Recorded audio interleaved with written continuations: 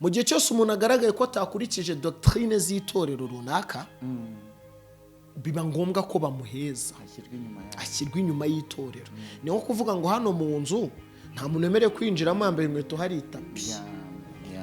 Nuza ukinjiranamo itapi uzaba wishe amahame yo muri uru rugo.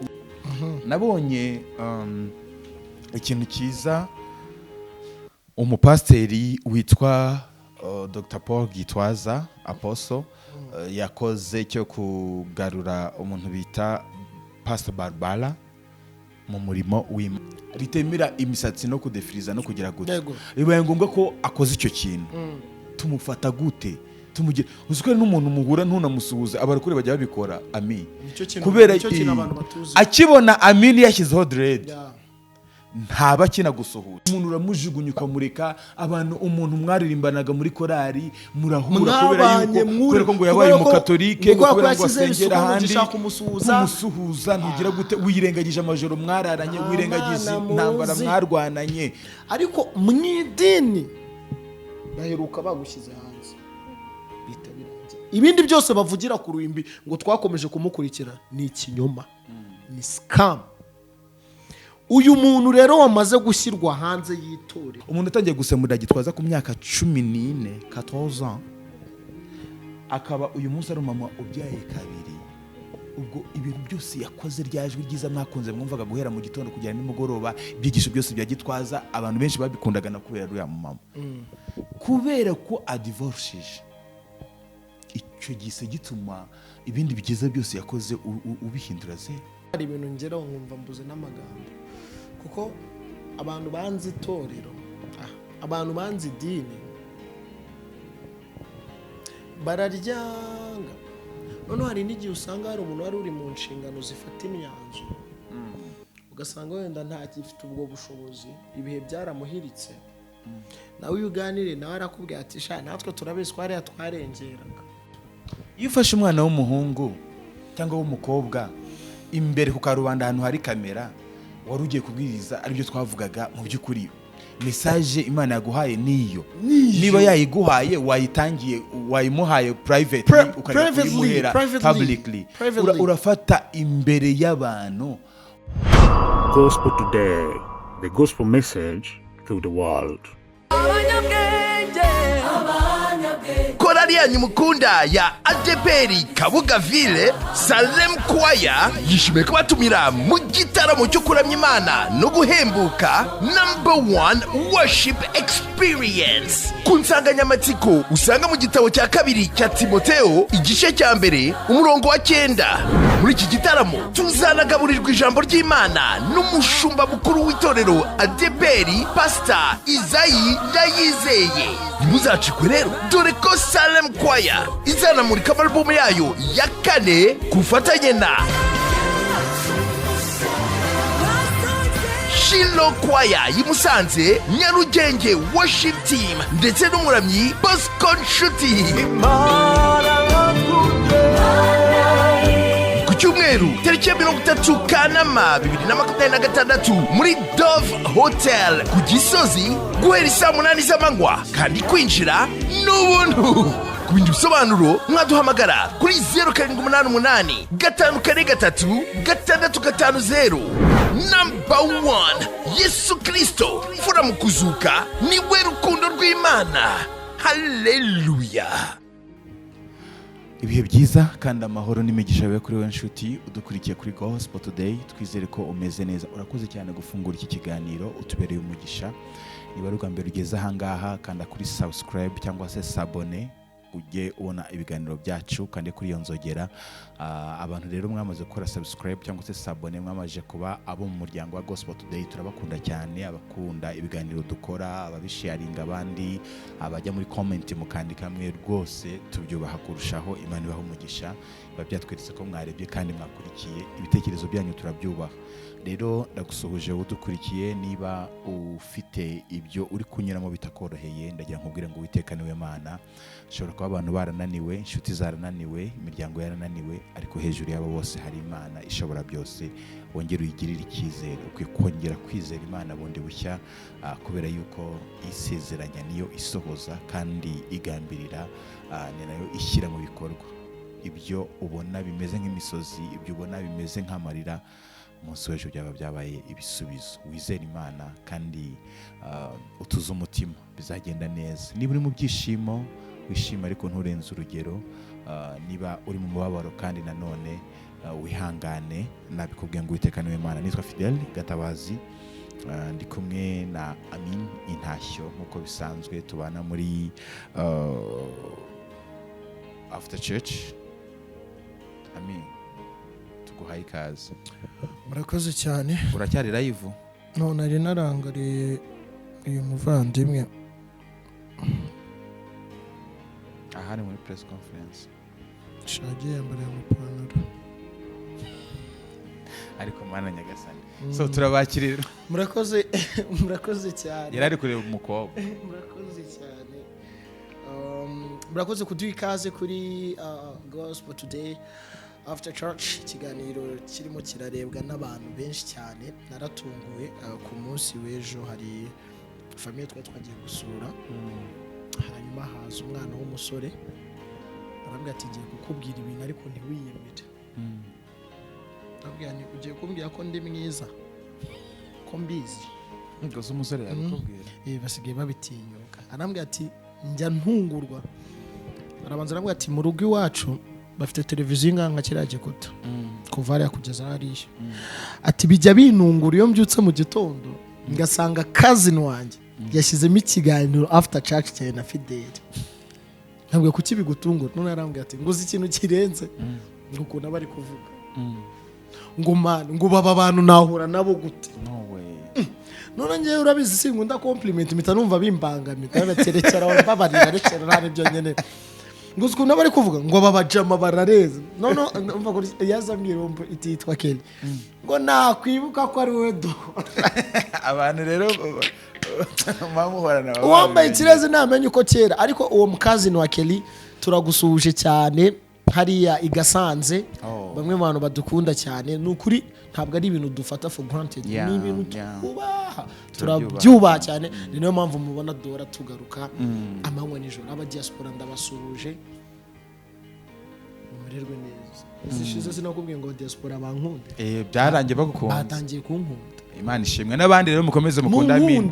Arakunditse kandi akunda nyine abantu b'abasirimu b'aba diaspora. Aha turi hitwa muri Upper Room Studio. Bafite practice room. Aha turi murabona ibikoresho byiza cyane. Bafite manuri yo kamera ubereke ibi bintu byose. Ibyo ubasha ibiri hafi yacu. So Imana mvuze ngo iki Emi? Gatabaza arategetse ngo mvuze ngo iki? Arerekana ibirenge byaje ariko nta kibazo. Twambaye amasogisi. Ako se aze gufata highlight inyuma mwana. Oya, ndashaka ko bifata tubirimo. Mu gihe kiri gufata iyo highlight nsuje mu diaspora witwa Denise. Agubwe neza. Ni umwe mu nshuti zanjye ukunda After Church. Nigeze sinzi ibintu twari turi kuvuga kuri ya nkuru ya Gasigwa. Mbona yateye comment gogo nagashyize kuri TikTok. Arabonga ibiganiro byanyu birandangiza n'abana tugiye gutanduka. Atarambya ngo winjagaraza mwitubihiriza. So Denise ndamusuje. Denise nagubwe neza. Twa turi muri Upper Room niho twakoreye uyu munsi, ariko no hanze kenshi no tuba twakoreye ni hano Kacyiru imbere y'ibitaro bya Kacyiru cyangwa se imbere ya police Kacyiru. Hari studio nziza cyane ukeneye kuri recording indirimbo, ukeneye kuhakorera ama podcast cyangwa se ama live session, ukeneye ama repetition, please ikaze. Imiryango irafunguye muri Upper Room Studio. Na ahantu heza cyane bari gukoramo n'ama coffee shop, bari gukoramo n'ahantu heza abantu bashobora gusohokera ukakora date ukaganira n'inshuti yawe. Hari classe byiza cyane mu minsi iri imbere tuzajya tubereka byamaze kurangira. Ndagira ngo niba ushaka kwambara neza rero kandi ugane Queen Decor, uhamagare 0789911988. bakorera mu mujyi. Ushobora guhamagara umwe muri bo, uwo nari nguhaye ni umwe muri bo Pascaline. Ushobora guhamagara kandi Sandrine, nawe barakorana. muri Queen Decor bakorera mu mujyi, ariko kandi nanone bashobora no kugusanga aho uri, bakora ibintu byiza cyane, badekora neza, bambika abantu neza, ari amakorari, ari n'umuntu ku giti cye ushaka umushana nawe ushaka ibintu byiza by'amakositime, rwose imiryango irafunguye. 079 44 038 mbivuze nabi 079 34 40 39 ndagira kandi nkubwire ngo niba wararose ufite imodoka cyangwa se utwaye imodoka cyangwa se ukaba ufite amafaranga atari menshi cyane, hari imodoka nziza ushaka kugura ukabona mu Rwanda irahenze, yitume abantu bita Betco Cars Limited, barayikugezaho bashipinga imodoka ikaza ikakugira, iyo ushatse ubahereza amafaranga runaka mwumvikanye, andi ukazayabaha nyuma imodoka yamaze kuhagera. Babikora neza cyane. Ikindi bafite stock y'imodoka nziza bacuruza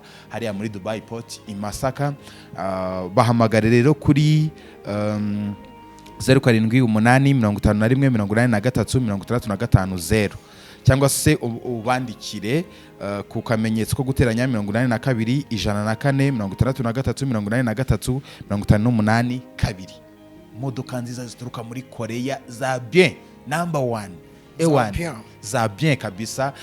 Gana Betco Cars Limited cyangwa se ujya Masaka kuzo bafite rwose, bashaka no kugufasha kurentinga amamodoka mu gihe waba ushaka kurentinga. Imana iguha umugisha. So nyuma rero yo gutumikira abadutumye, reka tugaruke mu kiganiro. Akira nsubizaho telefone kuri charger, tuze kuvuga ngo iki rero. Nabonye ikintu cyiza umupasteri witwa Dr. Paul Gitwaza Apostle yakoze cyo kugarura umuntu bita Pastor Barbara mu murimo w'Imana. Pastor Barbara no musemuzi we. Apostle yavuze ko Barbara yatangiye kumusemurira afite imyaka 14 ngo yari ari mu Bwongereza. Ni testimony yankoze ku mutima, numva ndabikunze, ndavuga ngo why not iki kintu tutakiganiraho muri After Church. Ari umwana ungana utyo ngo mu gihe agize imyaka 19 18 gutyo agiye kubona ibyangombwa byo kuba mu Bwongereza bya burundu, ngo Imana imushyiramo ko agomba kuzanye gukomeza gukorana na Apostle Gitwaza hano mu Rwanda. Iyo ni testimony yivugiye Gitwaza, ntabwo ari byo naciye ku ruhande. Ego Barbara araza barakorana, abantu benshi bazi ijwi rya Barbara mu ntuza mu asemura. Uyu munsi ni umudamu mukuru, afite abana babiri beza cyane. Arakora n'ama podcast, by the way, arakora ama podcast. Yagize rero impamvu cyangwa se wabyumvikanaho n'umugabo we ko bagomba gutandukana, aradivorsa. Yaramaze igihe kinini nyine abantu bumva atari gusemura cyangwa se hari ibintu atari kugaragaramo. Yakoze ni nk'igitabo cyangwa se ni nka comeback nabonye yari yakoze, babishyiramo muri Zion. Bita bimpa iyi idea ivuga ngo mu buryo yashimiyemo Dr. Paul Gitwaza yamubwiye ngo warakoze kuba mu gihe nari ndi kuvugirizwa induru, ndi mu bihe bigoye bya divorce, mutarantaye utaranjugunye, ngahagarana nawe n'izina ufite, ukemera nanjye ayo mabuye ukayaterwa nkuko nari ndi kuyaterwa. Ati imiryango iratwanga, inshuti zikatuvaho, ariko iyo itorero rikuretse ubu usa naho upfuye mu buryo buri spirituel, kuko baba bajajinze na calling yawe, umuhamagaro wawe, na hazaza hawe, na bya bindi bavugaga basa nabo babihinyuye. Iyo itorero rivuze ngo icara hari yajya ku ruhande rikaguheza rikakujugunya, ati umuryango wo biroroshye, abanyanze anytime nagenda ngasubirayo na amaraso yanjye, tugasabana imbabazi, tugahura, tukongera tukabana. Ariko itorero rigukizeho uwo mutwaro cyangwa se icyo cyashye cyo kukushira ku ruhande, niyo ugarutse ntago bakwizera. So umuntu byabaye ngombwa ko asa naho agira icyo akora gihabanye n'imyizerere cyangwa se gihabanye n'idini asengeramo. Akwiye kujugunywa, akwiye kurekwa. Abarakore tumufasha iki? Wow. First of all, hari topic ziza nkahita mbyumva ko ibi ntabwo ari ubwenge bwawe nubwo mbyemera ko ari umunyabwenge, mera ko ni ikintu umwuka abahishuye. Ibi bintu nabyibajije kenshi bigera naho niyumvisha ko ari jye wanditse indirimbo ivuga ngo mbyibaza ku manywa, nkageza ubwo nsinzira nkabibyukana sindabishyikira, nabuze n'umuhanga wabinsobanurira. Ariko no musereka nizere ko turibona ibisubizo. Ikintu cya mbere,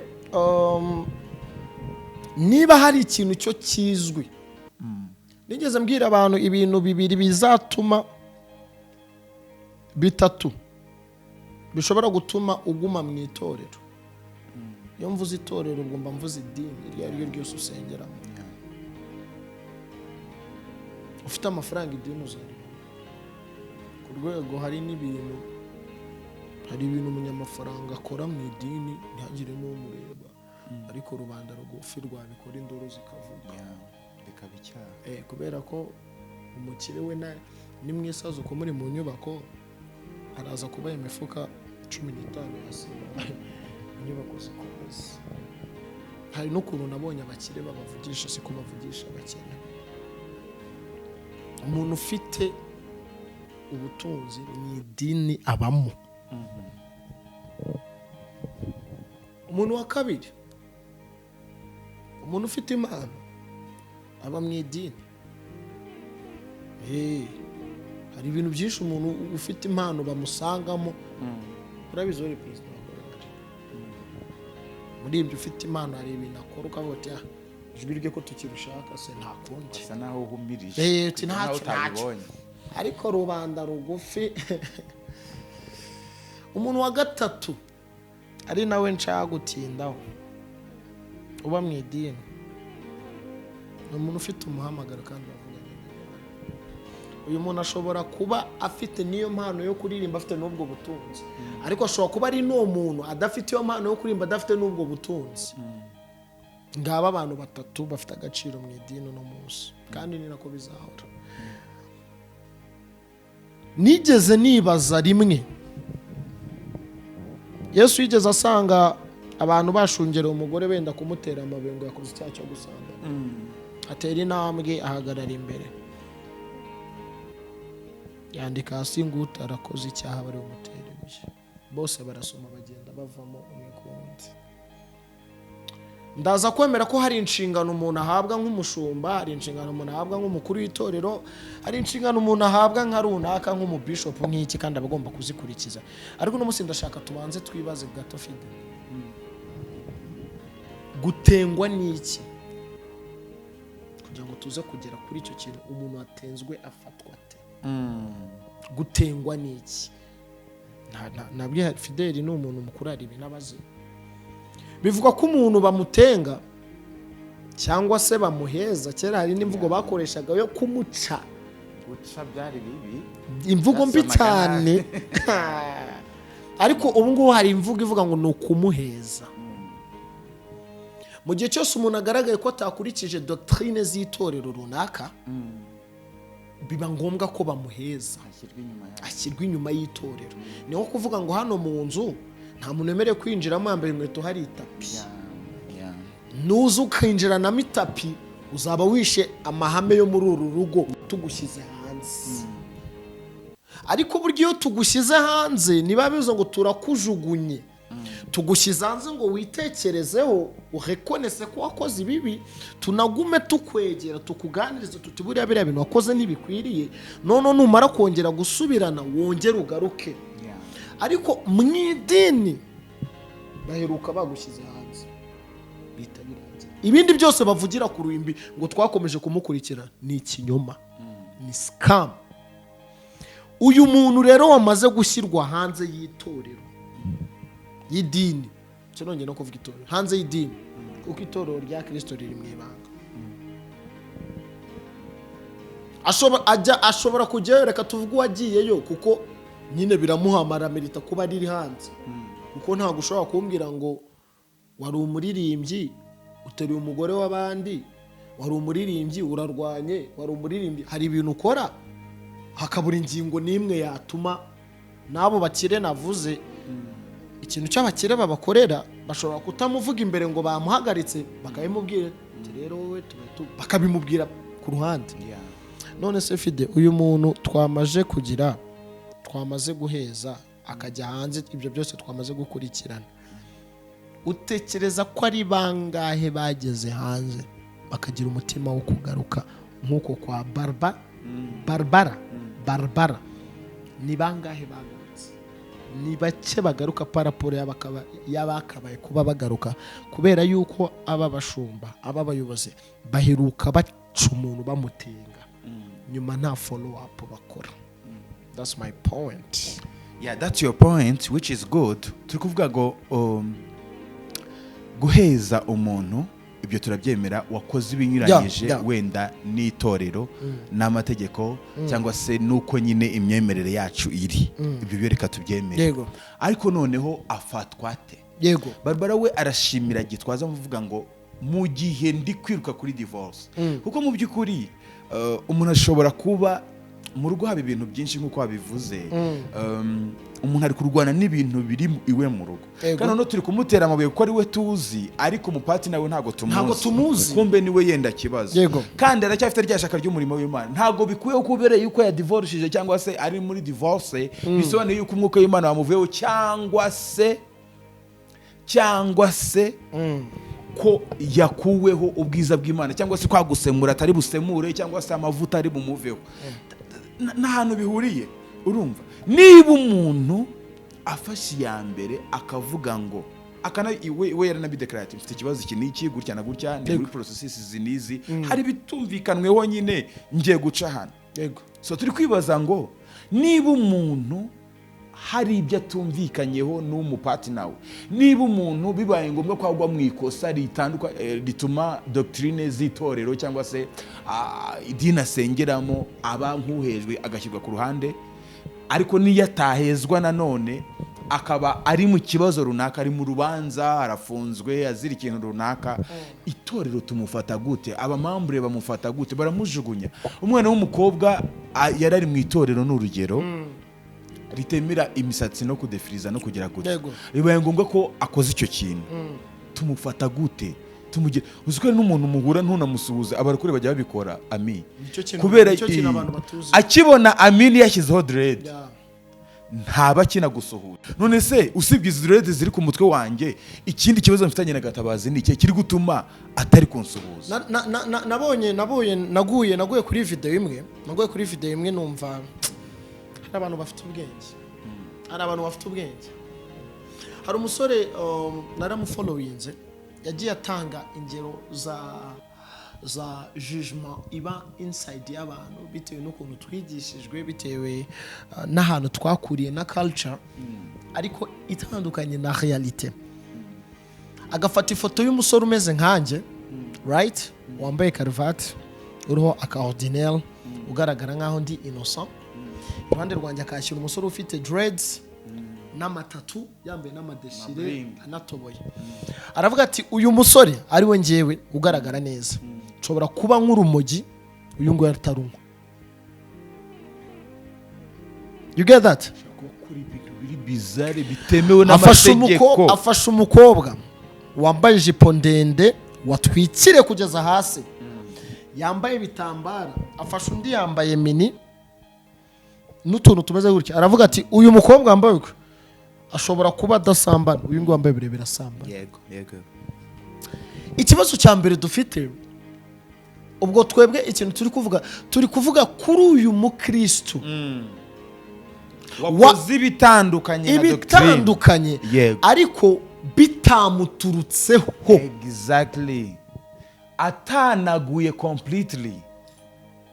Kuko no munsi reka nkubwire Fide, niba bibayeho nkagirana misunderstanding n'umuntu tugafatana amashati kuko ngize uburakari nkamutera igipfunsi, nyuma nkavuga ni mumbabare byangwiririye, it was not my attention, kubera icyo umuntu mumuheza. Well, ni mumuheza ni igiki muri bumufashe mu? Ni iki muri bumufashe? Ese noneho uhita ugira ngo itangazo batanze ryo kuvuga ngo uyu muntu aba yagiye inyuma y'itorero nirivuga ngo mu mubushitinge mu muvuge nabi quartier yose bamenye ko ari mubi mu muhakato mutangire mu muryanire inzara mu muvuge ahantu kubera yuko mu rusengero ni ahantu haganira n'amarangamutima ni ahantu dusukira amarira ni ahantu bumva ukeneye ubuzima ahantu nyine uhurira na bene so ukavuga uti niho hantu honyine ashobora kunkavaringa abandi bo hanze yenda n'abasinzi singendana nabo simbana nabo ariko hano hagombye kuba hari ubuzima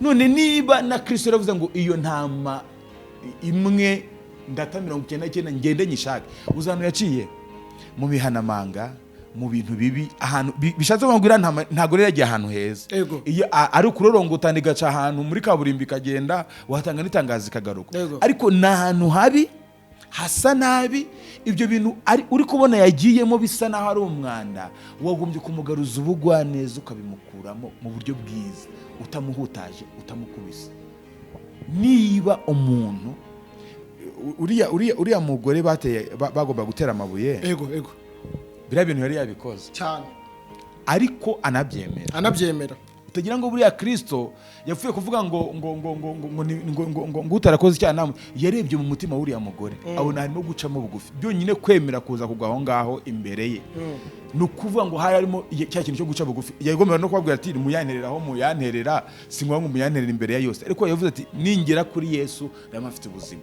uriya muntu yakoze ikosa twabibonye twanamukiza ku ruhande ariko mu mutima we afite ukuntu yongeye agarukira Imana aganira na Kristo afite ukuntu aciye bugufi ku ruhande rwe twe turacyari kujaginga cyangwa se umuntu hari impamvu nyinshi zishobora gutuma umuntu ahindura imyizerere umuntu niba arakaza kora runaka cyangwa se hari uburyo runaka butumye avuga ngo mvuye mu itorero Anglikani ngiye muri ADPR imisatsi nari mfite yenda reka nyikate sigirane naturel uri kujaginga umuntu kuki abantu dusigaye twararangije usibye ko izaba indi topic twararangije ibyacu tukumva noneho ngiyewe gatabazi ndi perfect ibyanjye byose biravivuye reka none ntangire njaginga mine mpere ku nzara njye ku birenge njye ku bwanwa njye ku musatsi njye ku biki byose just nicyo kibazo abantu bafite umuntu tukamugenda tukamutera amabuye tukamushyira ku ruhande tukamuciraho iteka kandi Imana yo mu ijuru yo ishobora kubitara namucire hiryo teka uri kuvuga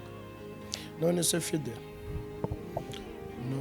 no following na video na postinze y'umudamu wafashe umwana w'umusore akamukoza isoni mu iterane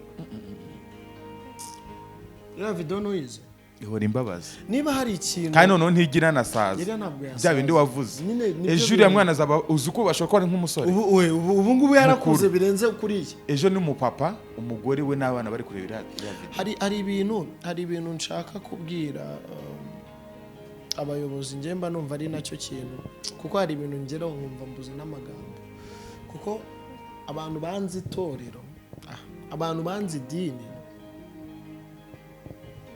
bararyanga none hari n'igihe usanga hari umuntu wari uri mu nshingano zifata imyanzuro ugasanga wenda ntagifite ubwo bushobozi ibihe byaramuhiritse nawe iyo uganire nawe arakubwira ati sha natwe turabizi ko hariya twarengeraga isobanuro cy'uko they know bazi ukuri nongere nibutse iki kintu abantu ibyo ntabwo ndi bibwira abayobozi just banoza b'ama churches n'abayobozi b'amakorali kuko natwe hari imyanzuro imwe n'imwe dufata hari umwanzuro ushobora gufatira umuntu kuko ari rubanda rugufi hakaba umwanzuro wafatira wagera kuwukomeye ngo ko atanga menshi ukorohamo wanamuvugishwa muvugije ntabwo ari byo dushaka mbabwire ngo ikintu cyose dukora tugikore nkaho nyine wibaza uti ese Yesu aje akaza muri position yanjye iki kintu ukuntu ngikoze niko yagikora mfite abakristo 300 nyoboye uyu mugabo nsebeje nsize hanze y'itorero Yesu aje agagara muri uyu mwanya ubu buryo mbikozemo nibwo yabikoramo nicyo yakumva nyine kigomba gukorwa muri ubwo buryo kandi ese cyo hari ibintu najya numva njyewe Yesu naramubabaje rimwe arambe ndongera ndamubabaza bwa kabiri ntiyabirambirwa ntiyita ko ejo bundi yari yambabariye arongera arambabarira ndongera ndamubabaza inshuro 100 still arongera arambabarira inshuro 1000 ariko mwebwe muri position zo gutuma abantu muduhuza na Yesu ahubwo musanga muri kumudukuraho kuko iyo ufashe umuntu ukamukura reka mbwire Fide umuntu uri mu nzu y'Imana ahantu Imana ivugira ahantu abantu baririmbira ahantu ijambo ry'Imana ryigishirizwa ahantu abantu bahanurira uwo muntu ntabwo ashobora guhubangana nk'umuntu uri hanze utaba mu nzu y'Imana iyo ufashe umuntu ukavuga ngo uramutenze iyo ni yandi yawe ukavuga ngo uramutenze umushyize hanze y'itorero hari ikintu kimwe ugomba kwibaza ubugingo bw'uriya mu Kristo ndabukijije cyangwa ndaburimbuye burundu. Iyo ufashe umwana w'umuhungu cyangwa w'umukobwa imbere ku karubanda ahantu hari kamera wari ugiye kubwiriza aribyo twavugaga mu by'ukuri message Imana yaguhaye niyo niba yayiguhaye wayitangiye wayimuhaye privately ukayimuhera publicly urafata imbere y'abantu umuntu ngo uko yambaye ngo ipantaro ngo ibiki iyo pantaro ntuzi n'uburyo yayibonye umwana wabonaga ari ahantu hari aho ngaho haciriritse yenda badafite n'ubwo bushobozi mu by'ukuri what the message behind that kaguha agaciro cyane uyu munsi umuntu niba yakoze ikosa ukaba utabizi neza kubera yuko hari abantu bavuga nyine ati hari abantu bamenya aho dukosereza ariko ntibamenye aho twihanira birashoboka ko ashobora kuba yaguye muri rakosa biranashoboka ariko ataba yariguyemo nabyo bijye bibaho. Please mureke kujaginga abantu. Ikindi cya kabiri mureke gutera amabuye abantu ngo umukureho burundu ujugunye ureke. Why? Ikindi cya gatatu umuntu agira ibikorwa byinshi byiza aba yarakoze. Yes cyane. Barbara watangiye natanze urugero rwe kubera ari we twataye rero tuvuga. Umuntu atangiye gusemura gitwaza ku myaka 14 14 ans akaba uyu munsi ari mama ubyaye kabiri. Ubwo ibintu byose yakoze ryajwe ryiza mwakunze mwumvaga guhera mu gitondo kugera nimugoroba ibyigisho byose bya Gitwaza abantu benshi babikundaga na kubera ruya mama. Kubera ko adivorcije icyo gise gituma ibindi bigize byose yakoze ubihindura ze. Is that how you act? Nuko abantu duteye mu by'ukuri ku buryo umuntu ubwamini wabonye muri kora rimba imyaka n'imyaka natsitara gatoya ubwo duhite twumva yuko none ushabahita banavuga ati nanabibonaga ati ukuntu yabaga bireba tukuntu yabaga avuga ati byabaga bigaragara yuko rwose ngo yabikora. Really? Umwana w'umukobwa bibaye ngombwa yuko aguye mu gishuko yenda bamuteye inda cyangwa se arishingiye ngo ukuntu ngo yarimbaga ngo yigira ngo tujipo yambaraga. My dear, nta bindi bintu byiza tuzi kureba ku muntu tuvuge tuti no umurokore ubundi ukuntu byagombye kugenda kuvuga uti ayiwe tugushisha no tukababara ukarira kuvuga uti Mana iriya ntama nubwo itsikiye yitugarurire twebwe ntabwo dufite icyo cyayomora yitugarurire turakora iki ngo twongere tugarura muntu twongere tumushyire mu buzima twongere tubona ari ku ruhimbi ari kongera kubwiriza ari kongera gushumba itorero ariko tuvuga ati nawe se byamubaho n'ukuntu yaduhagaritse amaraso n'ibintu yakoraga n'ibiki murabeho bisi bari topic biratwiye tuba tudashaka umuntu aduha n'ibitekerezo tuba tumeze nk'aho tuje kubabwira ukuri n'ukuri uko nguko ubyemere cyangwa ubyange either you like it or not but that's how it is kabisa. Comment mwazishyira mutazishyiraho it's okay. Musindagizanye barukuri murajudginga mugakabya everything ni judge everything ni kujudginga umuntu uramujugunya ukamureka abantu umuntu mwaririmbanaga muri korari murahura kubera ko ngo yabaye mu katolike kubera ngo asengera handi kumusuhuza ntugira gute wirengagije amajoro mwararanye wirengagije intambara mwarwananye umuntu mwabaye inshuti ziri magara kubera yuko wumvishe ngo yatandukanye n'umugabo kubera yuko wumvishe ngo yarasambanye ngo arabyara ngo abyarira iwabo ubwo niryo herezo ry'ubuzima cyangwa n'intangira ahubwo yo kongera kubaka ubundi buzima bushya kuko aba yasogongeye kuri icyo kintu akavuga ati noneho rero ubu noneho nzi icyo gukora. No way. ushobora kuba ari mwene si uyu munsi ejo ukamugahura yasinze ari mu muhanda ntabwo ari umwanya wo kujya kumwambika ubusa no kujya kwereka isi yose yuko wa murokore yasinze cyangwa yambaye ubusa. Ntabwo turi gusigiriza ibyaha ngo abantu babikore, ahubwo turi kugira ngo mwene data natsikira tumusindagize ubugwaneza tumugarure. Niba umusinzi ashobora gufata mugenzi we akamusindagiza akavuga ati ntusindire ku karubanda, kuki twebwe umurokore yambara ubusa ntitumwambike ahubwo tukajya kumuteza abandi tuti sharinga ahantu hose wabibonye ukuntu byagenze yewe ibisuko ntibinamubereye. My dear, murabeho after church nakagaruka.